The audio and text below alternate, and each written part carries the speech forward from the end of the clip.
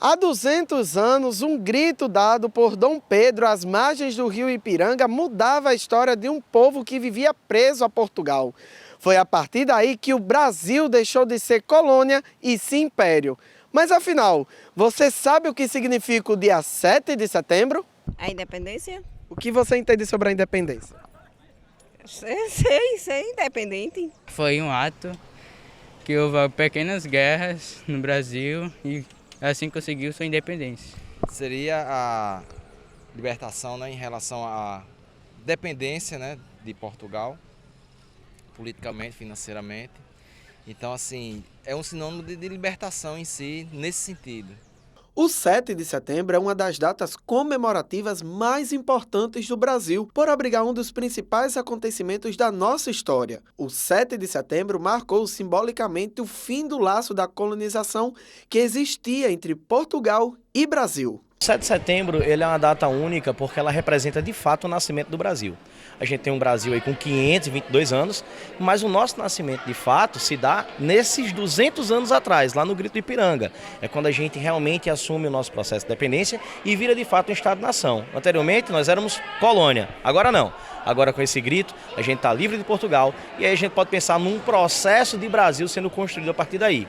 Claro que a independência ela traz ainda algumas continuidades, como por exemplo a escravidão, a monarquia. A independência do Brasil foi a princesa Maria Leopoldina da Áustria. O príncipe foi convencido a liderar o processo da independência do Brasil em 7 de setembro de 1822 e o regente declarou a independência às margens do rio Ipiranga. Bom, entender o papel da princesa Leopoldina nesse contexto, inclusive, quando a gente fala de empoderamento feminino, é fundamental. A princesa Leopoldina ela aparece como uma articuladora da independência no livro didático, mas pouco se menciona sobre ela. Por exemplo, a nossa bandeira atual, né, que tem lá o Ordem e Progresso e tal.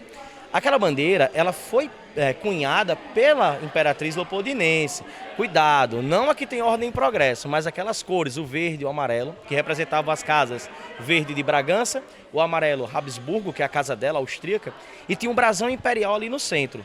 Então veja, ela pensa na bandeira, ela é a primeira a pensar sim no nosso processo de independência, ela que veio para cá para ser imperatriz, ela não veio para ser qualquer princesa. O Brasil está entre os países que apresentam o maior crescimento demoeconômico do mundo nos últimos 200 anos. Mesmo sendo o quinto país de extensão territorial, a população brasileira, quando o príncipe regente Dom Pedro I declarou a independência, era de somente 4,7 milhões de habitantes em 1822. Independência é você ter liberdade para ir e vir, liberdade para expor as suas ideias, respeitando sempre o direito do outro. Né? A nossa liberdade, a nossa independência, ela termina se o direito do outro ele é ferido. Né? Então, independência para mim é a gente poder atuar com liberdade, poder de criação. Eu associo muito a independência também ao poder criativo, de você poder inovar, de você poder ousar e sempre respeitando os limites dos outros, os limites institucionais, os direitos coletivos.